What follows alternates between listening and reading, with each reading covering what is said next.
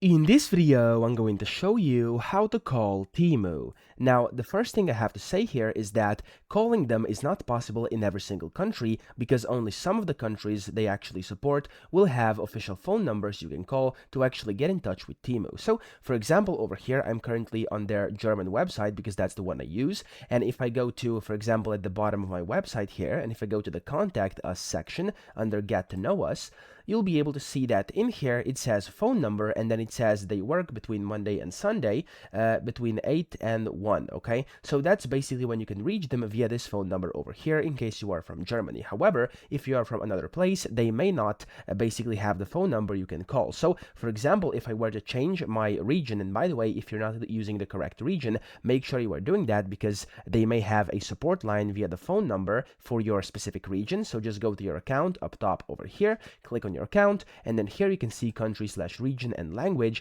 then select your current one. So for example, if I go to Australia here and then I do switch to Australia, let's say I'm from Australia but for some reason it's recognizing like I'm from Germany, of course you will have to sign back in because it's going to always log you out whenever you do this. But just make sure you are on your correct location because they may have the call line, the of course mobile number, even though you're not there. So let me actually go ahead and do this. I press continue here to actually sign into my account.